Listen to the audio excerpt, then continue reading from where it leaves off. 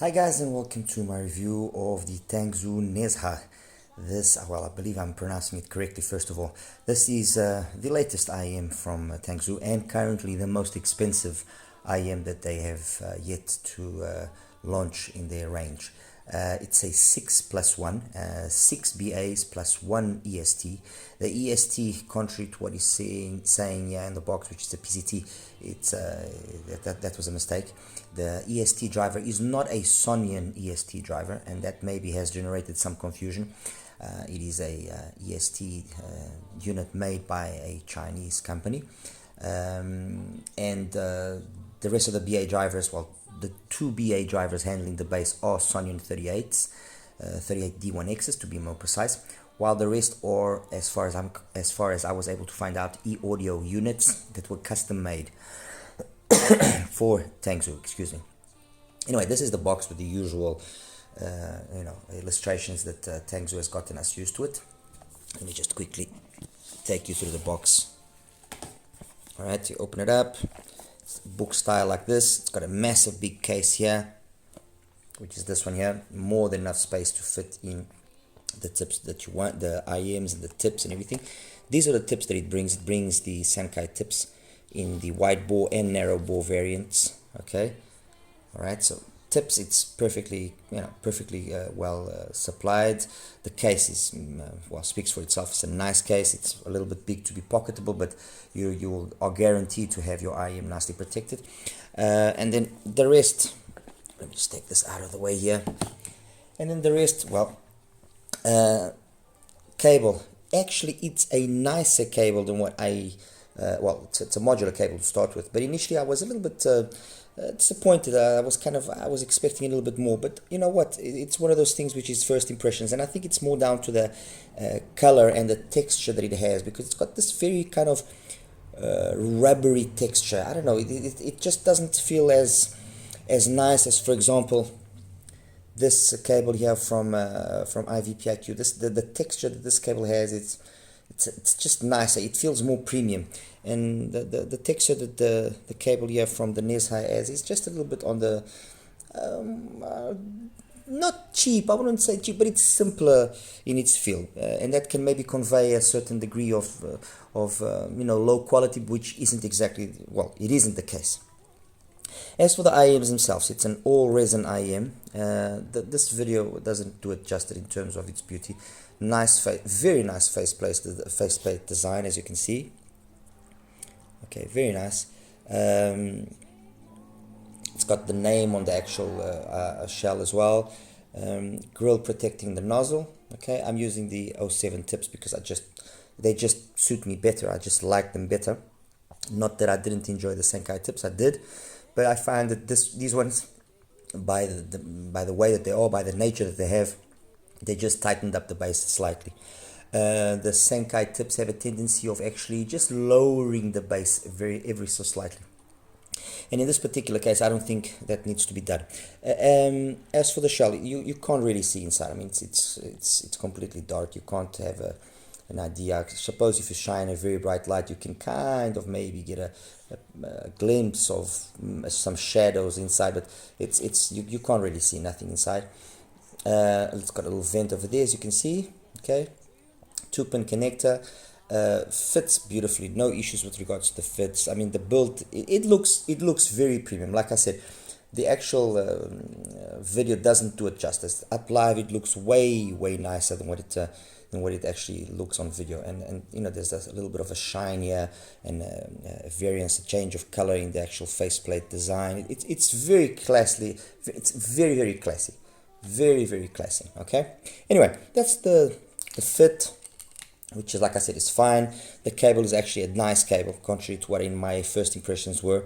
It doesn't tangle or anything of the sort. As you can see, it winds up very nicely and stays put. Comes well accessorized. Selling price, this particular unit, I got it from HIFIGO. Selling price, depending on where you get it from, it's about $380 to $400. This one, like I said, I got it from HIFIGO. And that's it. With regards to the hardware side of things, I think that basically covers it. Fits nicely, it's well built, good accessories. I mean, what more can you really ask? What have I selected here to compare the NEZHA to Well, I've got here some IEMs which fall within its price bracket, and then I selected some IEMs on the top there which are likely slightly more, well, a little bit more expensive is an understatement, but some of them are significantly more expensive, and some of them are also some of my favorite all BA IEMs, and I thought it would make sense to actually compare it to those so that you can kind of get a feel of where it's positioning. Obviously, I could have had more IEMs here, and if there is any other IEM that you would like me to compare it with, I'll be more than glad to do so. But I thought these ones would be enough. All right, I've got here on this left side an IEM that's not very much talked about, and an IEM that I reviewed now over a year ago, which is the GSAudio ST8B, an 8BA unit using mostly all Sonyans inside. Retails for about $380, give or take. I mean, probably the warmest sounding IEM of all of them here, but at the same time, probably the one that maybe exhibits the least BA character in terms of, you don't feel that BA tonality or timbre or anything in any way, because the mids, upper mids and treble have been tuned down in such a significant manner that they camouflages completely that characteristic. Obviously, with that capping of the sound in such a strong way, obviously you lose a little bit of detail, and it is also not the most detailed IEM out of all of these ones here. It is, however, the one that does have, like I said, the most exemption from BA timbre or tonality. Warmer sounding. The bass is very, very well done. I mean, the bass is spectacularly well done, to be honest. And then the mids, for the most part, are fine. It's more the upper mids and treble where the way that they've tuned it, because it shuts down a little bit that part of the spectrum, you lose a little bit of detail. Okay, so this will be good for those that are treble sensitive, definitely, and for those that don't like BA timbre, this one will definitely be the ideal. Next to that is the Leisurely Audio L8S, which also goes for around $340 to $380, depending on where you can get it. It's got a QDC style tuning.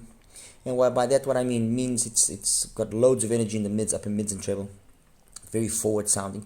But straight away after coming from this one, you notice that it's got more detail, but you also notice that BA timbre is there, and it can get a little bit too much in certain parts of the spectrum. That 5-6K area can get a little bit too strong. Besides those 2 points, I mean, it's fantastic. It's a very fun sounding IEM. I would say that this is kind of a diamond in the rough. If Leisurely Audio is to take this IEM and then just polish it up a little bit more in the tuning, I think they can have here a really, really good contender in the market. Beautiful build. It also has some Sonyans inside there, especially in the bass and in the mids. The rest, I believe, is Knolls. So it's well built, good hardware inside, and the tuning is significantly more energetic and more forward than the GSAudio, the ST8B. The NEZHA, we'll get to that in a second. Then over here, we've got the Studio 4 from Softears. Very, very neutralish sounding, very relaxed sounding, and you can understand its idea, or you can understand its reason for being, but at the same time, because it's so relaxed, so smooth, so chilled out, it loses a little bit of that fun factor that you would like to have. Taking those aspects away, loads of detail, very nice resolution, very coherent across the board in terms of the frequency spectrum. No real tonality in terms of the bass or BA that can be called out or pointed at. It's a very correct sounding IEM. I would almost say probably the most correct sounding of all of these, but at the same time, well, of all of these here, not the top row, sorry, the most correct sounding of all of these, but at the same time, perhaps at the same time, one of the most boring ones, if I can put it that way. And then finally, here on the right hand side, the EPZ, the 530, fantastic IEM in my opinion. One of my favorite IEMs. Oh, sorry, I forgot to say the price of the Studio 4. The Studio 4 goes for around just over $400. The EPZ around $460, $480. So a little bit more expensive already than the NEZHA. These two kind of fall within the NEZHA's price. This one is just slightly above. This was about $100 more expensive. But the EPZ 530 had to be because I just think that this IM is an absolute gem, honestly. Perfectly tuned, in my opinion. It's got a kind of, again, QDC style tuning, but the way they've put together all the drivers, and it's mainly all Sonian drive. It's got 5 BAs. It is just flawless. It's an absolute pleasure to listen to. Well, at least I think so. Loads of extension. The mids and upper mids and the treble are perfectly executed, and then the amount of bass that they were actually able to get out of this single Sonian, and how it keeps up with the rest of the spectrum, it's actually quite commendable. I'm very, very impressed. I mean, this has got dual 38s, this has got dual 38s as well, this has got dual 38s, so all dual BAs here, single BA on the bass. And I'll be very honest, in terms of, well, comparing it to the Studio 4, the 530 is superior. That's very easy to see. It's in every way as detailed and as resolving as this, but it has a very high degree of fun associated with it. So it's not boring sounding. You can it's not going to just be about being musically correct. It's also going to be very musically engaging. Okay, and when you compare it to the GS audio, I find this to be better than the GS audio, especially in the mids. And it's not so much in the bass, because the bass here it's fantastic, but in terms of the mids and the mids and the upper mids and treble, the 530 is fantastic. And then compared to the L8S, it's again, I mean, it's just another level of polish. Let's put it that way. Okay, very, very polished sounding. On the top there, I've got the SA6 MK2 from Dunu. I've got the Seeaudio Neko, the Butastur from Oblivion, and the SR8 from SoundRhyme. Well, that's 6 BAs, that's 10, and that's 14. So significantly more driver count, significantly more money. $540 more or less. That's about 600 of 600. That's about 580, and that's about $720. So significantly more money already than the NEZHA. But like I said, I thought it would make sense to have them here to kind of give you guys an idea of how the NEZHA compared to those. Okay. Dunu SA6 Mark II, well, personally I think it's an absolute beast of an IM. I love its warm tonality with loads of detail. I love the bass. The bass is absolutely fantastic. It's got a very un-BA type of bass, in my opinion. Love it. The Neko, it's the Neko. I think the only problem with the Neko is they tried so hard to make it correct that the Neko kind of falls in the same boat as the Studio 4, which is, it's very correct sounding, very smooth, technically very correct, but it then lacks a little bit of engagement. And then when you consider the price, it doesn't bring more to the equation than does an SA6, for example. So, it doesn't bring more to the equation than does the Butastur. So it's a hard one to justify. Okay, Butastur, absolute beast of an IM. Absolute. If you are into mids and highs and like detail, that's your baby there. End of story. Fantastic, and this review actually enabled me to confirm that it is an absolute detail monster. Perfect. And then finally the SR8, another IM which is fantastic. It's also using a 38 series on the BA, but it's not the D1X, it's the AJ series. And the bass they've been able to get out of that maybe lacks a little bit of the ultimate sub bass extension, but in terms of its cleanliness and quality, absolutely fantastic. Mids, upper mids and treble, again, flawlessly done, very energetic sounding. So, we have quite a varied type of sound here. Like I said, darker sounding IM here, very high energy, but somewhat unpolished, kind of like a PA kind of system of sound here. This is very monitor, very studio type of sound. This is a mix of studio type of sound, but with a high degree of engagement associated with it. So while these would probably be some really small Yamaha studio monitors, these here will be some great big studio monitors. Very detailed sound, very, very detailed. That's a very high quality home speaker kind of sound there. That again is a type of a studio type of sound there. The Butastur, for me, in my opinion, it's a very high quality home speaker, bordering already high-end kind of speaker sound, all right? And the SoundRhyme, the SR8, is a very high quality professional type speaker sound. So something like from an electro voice or something like that along those lines. So we've got various implementations of BAs, several types of different sounds, some of them some commonality here and there, but all of them, in my opinion, very well executed within what their design premise was. So every single one of them, what was their objective, I think has been very well obtained. What about then the NEZHA? The NEZHA has got this very very smooth sound. The moment you listen to it, you straight away captivated by the smoothness of the sound. And then, 2, 3, 5 minutes into the listening, you start picking up on how much bass quality is there. You start picking up on how much treble quality is there. So when you, for example, are listening to this and you go to the Neko, for example, by you swap from one to the other, straight away you notice the Neko sounds just more dull, more subdued, not as detailed up top. The engagement factor here on the NEZHA, especially in the upper mids and treble, is very, very satisfying. So very, very nicely executed bass. The premise here has been quality over quantity, although there's more than enough quality, but you do notice that it's not the most quantity IEM. Okay, doesn't have the same quantity of bass as does the ST8B. It's got about the same quantity of bass as got the 530, although it's dual BAs there for the bass, and yet it's just a single. But it's the quality of that bass which is very satisfying. It's a very, very high quality bass. Okay, no bleeding to the mids, which is worth, at least I didn't perceive any bleeding that would hinder the vocal performance. Male and female vocals for me are very well executed.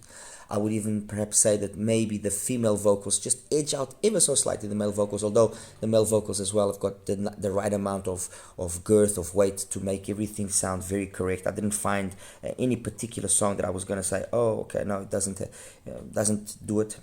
From Dusk to Dawn, the beginning of that song from George Duke, it's got this nice bass slam. It's got more than enough to give that song the required energy, okay, that it has. Although, having praised it in the way that I've praised, you notice that, for example, that slam is a colder slam as when compared to the ST8.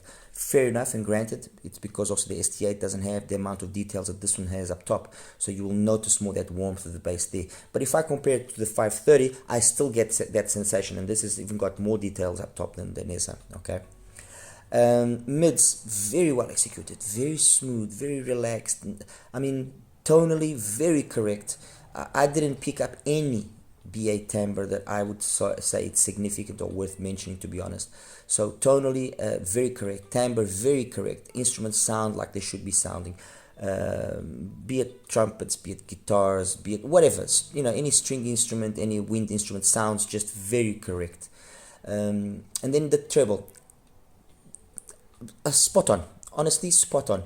You notice that there's something there giving you that edge or that extra little peak up top, where, like, for example, it's very easy to pick up when you go from the NEZHA to the Neko. You pick that up very easily. And I'm sorry if I'm insisting on the Neko, but it's just this one was the one that I noticed that difference very noticeably, because they both are 6 BAs, and it was very easy to notice, okay, there's something else here giving us just a little extra.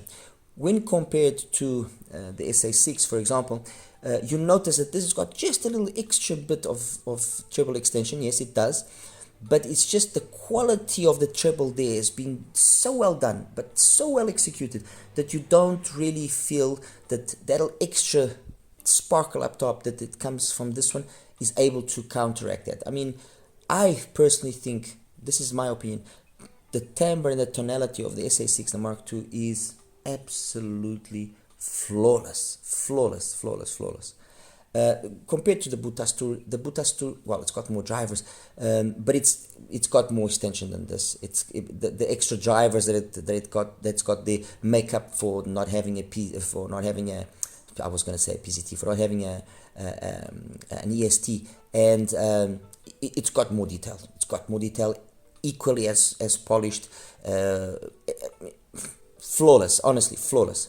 And with the SR8, yes, you notice that it's got a lot of detail, but it's not ultimately not as polished right up top as is on the NEZHA. So that NEZHA slightly edges out the SR8 in that cleanliness really up top there. Not in every song, but it does edge out that there in a lot more songs than I was expecting, especially considering it's half the price. So then compared then to these ones, well, like I said, compared to the ST8B, they are two very different sounds. I think the one that will make most people satisfied will ultimately be the NEZHA, because it's got all that detail in the mids and upper mids and treble that this just lacks. If you're not a treble head, yes, okay, fine, I would still make an argument that you perhaps will choose this one. But if you're a more, let's say, conventional listener that likes a varied type of genres, then definitely the NEZHA. I mean, it did well anything from, like I said, from Dusk to Dawn, from George Duke, to, for example, if I went to something a little bit more engaging, like let me see, Tell Me from Tin Liquor on there, more than enough of everything, bass, mids and treble, to give that song the engagement that it requires, trust me. And that's where, for example, you see this significantly edging out the ST8B. It significantly edges out the ST8B in that aspect. This then just sounds darker, more closed down, compared to the Leisurely L8S. And however much I like the L8S, the L8S only is able to outperform the NEZHA in the bass quantity, not quality. The rest, this is just way more polished. This is significantly more polished, more mature, more detailed, everything. So it does do a better job than the L8S, and they are basically the same price. Compared to the Studio 4, ultimately I will give it to the NEZHA, just because the NEZHA's got more that engagement that the Studio 4 lacks by being so clinically correct. It was an interesting comparison, to be honest. It was, and it was more again in the upper mids and treble, where the NEZHA just edges it out completely. So this is better than the Studio 4, in my opinion at least. And then compared to the EPZ, I will give this one to the EPZ. And why? Not because I'm biased towards the EPZ or because I think the EPZ is significantly better, but the EPZ does have enough to justify that extra premium in terms of the price. The bass just sounds that little extra more full, cleaner. On some songs with the NEZHA, and for example, one of the songs where I was able to get that sensation was, for example, I'm Talking to You Baby via Jeff Cascaro, and then another one was Savannah by Bjorn Line. Although there's more than enough bass here on the NEZHA to keep up with that song and to do those songs perfectly, the tonality and the bass that the 530 offers is just that one or two steps above. It's not a monumental difference, no it isn't, but it does edge out. And then the energy that's got in the mids, upper mids and treble, it's a notch or two above the overall level that the NEZHA is able to provide. Again, it's not an issue here of quality per se, because the quality is very much just that this has got a slight more quantity and is able to keep that up to higher levels. So this will play more balanced, will scale better to a certain extent than the NEZHA. Obviously, if you cannot afford to go for the 530, because the 530 is, like I said, it's got almost a $500 price tag, then definitely this will be a very solid and very safe option without question. I mean, if I was to look at value only, value for money, the NEZHA takes the top spot without a question. I mean, the sound that it has, the accessories, everything are absolutely top notch. So I'm not going to really say that this is an outright winner, the 530 over the NEZHA. I'm going to say that I personally prefer the 530 over the NEZHA, just for those very minor points that I mentioned. I'm sure that many others will probably listen and might not agree with me, so that's the truth. The reality is this: the NEZHA is very well tuned, and it sounds really good. Compare them to the more expensive ones, and not wanting to elaborate, I personally feel that yes, compared to the Neko, it's a better IM. It offers the same sound with improvements in the upper mids and treble, in my opinion, which are noticeable and at a significantly lower price.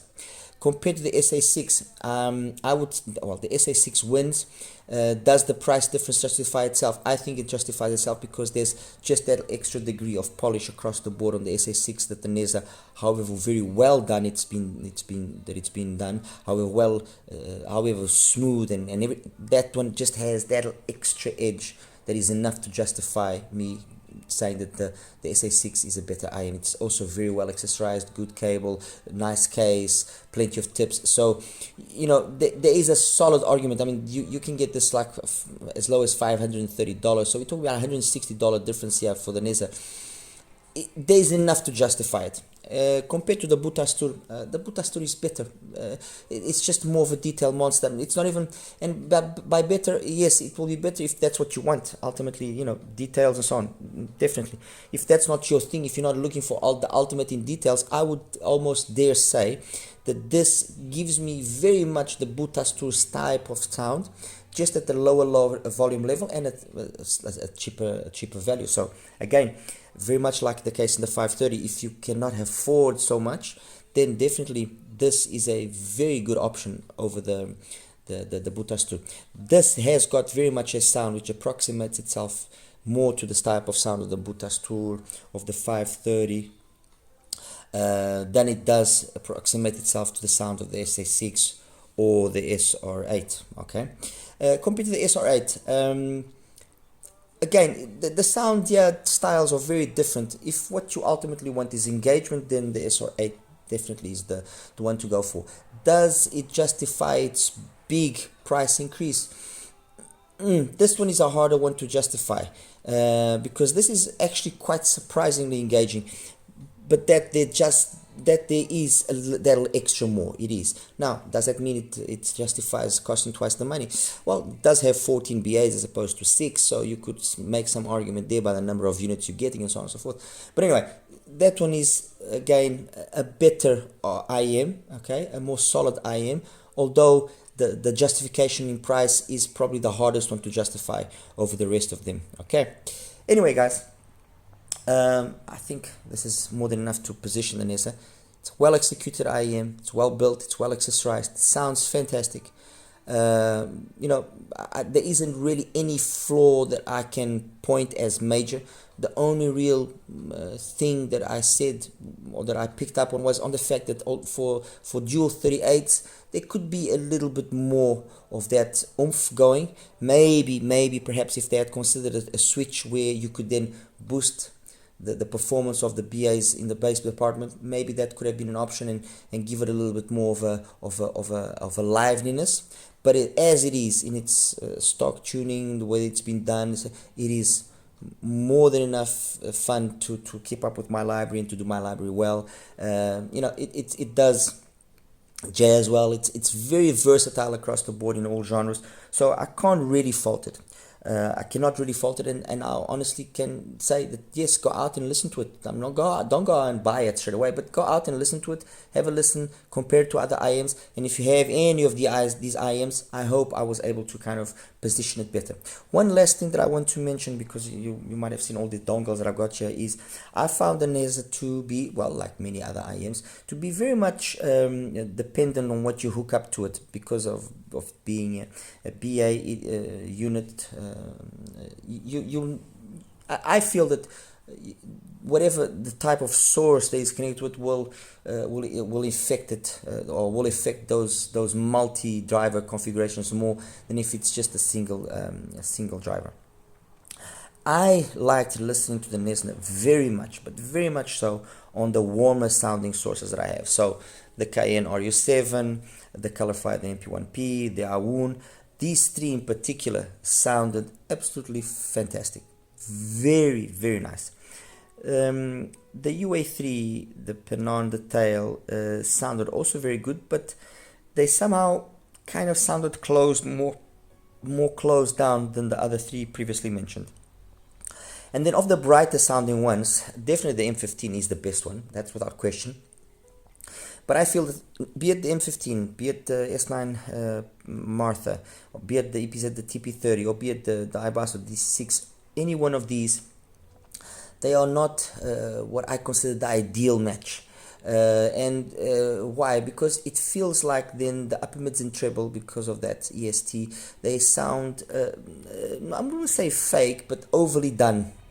The one that does it better is the M15, then followed by the S9, the Martha. While in these two it sounds more brutish, more unpolished, more unclassy. Okay, but that's where I think, you know, a warmer sounding source will, I think, benefit greatly the sound of the NEZHA. Of the warmer sounding ones, which one ultimately that I enjoy the most?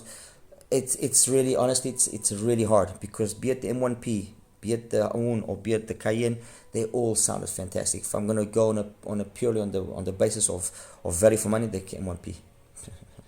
M1P is fantastic. The implementation of the 4493 decks from AKM is flawless. And then the Own, the 43198, yeah, on their own sound, again, amazing. The Cayenne sounds good. Its issue is price. You're paying for the brand. So obviously, it's not that I got a better sound out of that one than I did out of these two. No, I didn't. Maybe a smidge here and there, but nothing that would in any way justify the price that it costs over these two. I mean, for the price of that, I can get these two. All right. Anyway, guys, I'll show you another graphs and we'll wrap it up. All right. Take care. Hi guys, and welcome now to the graph section for the TANGZU NEZHA. This is the graph of the NEZHA. As you can see, nice full bass, no real bleed into the mids, and then it's got this kind of semi-relaxed pinna gain, peaking at around 3K. Everything sits within a window of roughly 88 to 98, so 10 dBs. So you could kind of almost say this is kind of V-shaped, and then it's got these dips and peaks here, but you don't really feel the presence of these dips and peaks, and you don't really notice it. It actually sounds way smoother than what it looks there. It looks, or it seems, you know, gives you the sensation that it's got loads of bass, but that's not really the case. Compared then, yeah, quickly with some IEMs, with the ST8B. The ST8B, although it doesn't look like it, it's got more bass presence, also down to the fact that it's obviously not as energetic up top. Everything sits within roughly a window of 5 dBs as opposed to 10. But I mean, the NEZHA is a better IM up top overall, especially when you consider the detail that it offers in the upper mids and the treble. Okay, compared to the Leisurely L8S, things are a little bit more balanced here, but the biggest difference that you will see on the NEZHA is that it's more polished. The L8S, yes, is a fantastic IM, great bass, more bass even than the NEZHA, but it just lacks that polish. That forwardness here is just not as delicate and not as well done as in some other IMs that are also equally forward like this. I mean, this is the kind of QDC style tuning, but over here it's been done in a more rough manner. It's more of a diamond in the rough kind of thing. Okay, compared to the EPZ, the 530. Personally, I just prefer the EPZ sound. Okay, that's just me personally. The balance that they've been able to strike between the mids, upper mids and treble, and the bass has been very well done. And so, although it's just a single BA handling the bass, it sounds just as grand, or just as energetic as the dual BAs in the NEZHA. Well, the truth be told as well, the NEZHA has been tuned this way for the bass to not be overpowering. You know, and having two BAs handling the bass instead of just one, it's just a way of having the BAs working more within their linear range instead of pushing them to the limits, while on the EPZ obviously it's going to be more pushed. But the sound, the timbre, the tonality of the BA, the bass on the EPZ is just more appealing to me. Perhaps because of the fact it's got maybe just a little bit more mid bass, but it's just more appealing because the unit itself is the same. It's also 38D1X.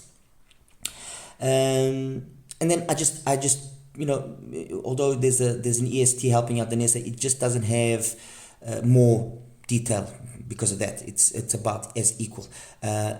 Overall, the mids and the mids in the EPZ are just a little bit more detailed, a little bit more clean than the NEZHA, but the difference isn't monumental. Honestly, trust me. Personally, I just like the EPZ a little bit more, but I would be happy with the NEZHA, no problem. Okay, so that's those ones. Oh, I forgot the Dunu. The Softears, the Studio 4.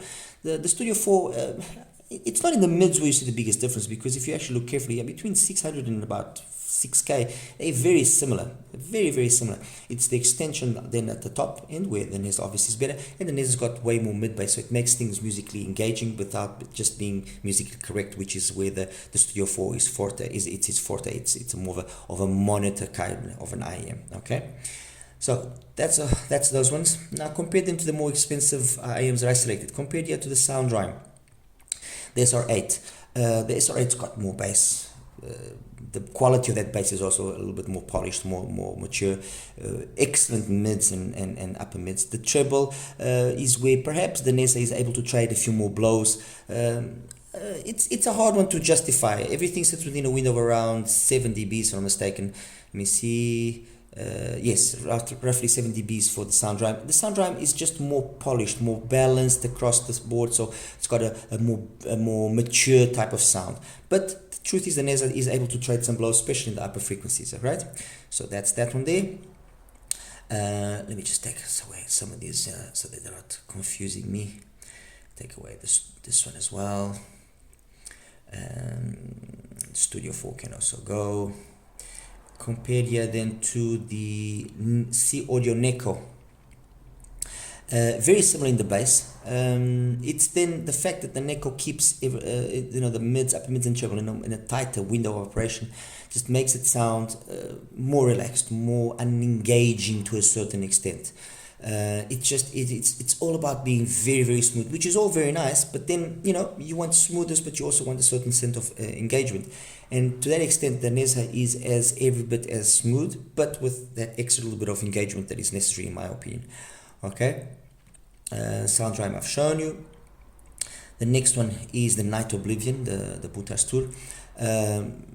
This is one of those IEMs that yes does have the forward mids, but the way that it's been done and executed together with the way that it interacts then with the bass, it's flawless. So it just sounds absolutely divine. Seriously, the Butastur, I really enjoy the sound of this IEM. I think it's fantastic. Not even this area around 5 where you see the slight peak or anything. It doesn't bug me in any way. It doesn't bother me in any way because it just doesn't show. At least I don't hear it.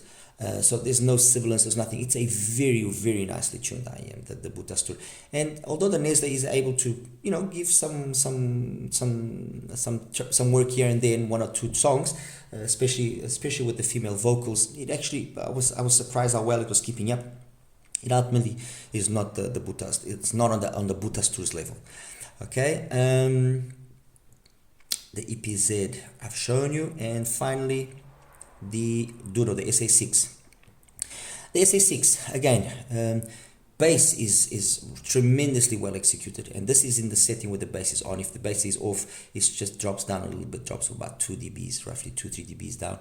But the bass is flawless. It's got that very DD like type of bass, while the NEZHA doesn't have that sort of bass. It's not as BA bassy as, for example, you will pick up on the SR8. The SR8 does sound a little bit more BA-ish, as does, for example, the Leisurely L8S as well, the L8, sorry. But the bass is phenomenal in the Dunu, and then the way that the mids and the upper mids and treble are done, I think as well, again, is flawless. It's very kind of relaxed, very smooth, but it's got loads of detail, loads and loads of detail, and I just enjoy the sound very much. So I mean, I just think it's a more competent IEM. But anyway, the fact that the NEZHA is also able to kind of trade some blows and with an IEM which is roughly $160-$170 more expensive, I think it's pretty good already. Anyway, guys, I hope I was able to position the NEZHA well for you. Don't be in any way deterred by the graph. The graph really, like is many times the case, is not the be all end all. It doesn't really showcase how good the NEZHA. The NEZHA does play really well. But ultimately, I mean, there's nothing like listening. So if you are in a place of this world that enables you to have access to a unit for you to listen to, I would say go and listen to it, have a listen. If you do have some of the units that I said, yeah, well, if you've got a Dunu SA6, or if you've got a Butastur, or if you've got a SR8, well, this is definitely not an upgrade. If you do have the Leisurely L8S, or if you have the let's say you do actually have a Studio 4, I would say this is definitely an upgrade over that, okay? And in those cheaper IMs, the only one really that I think won't be an upgrade, this won't be an upgrade to, is honestly the EPZ, the 530. Again, mainly because the EPZ 530 is also been an IM that's been priced more competitively than what it initially was actually. But it's priced very competitively and sounds very good. That's the reality. It's an IM that again sits a little bit outside of what you would expect it to be sounding for an IM of that price. All right, guys, as always, like and subscribe. Any questions you might have, please feel free to ask and I'll do my best to answer. Okay, you take care now. Bye bye.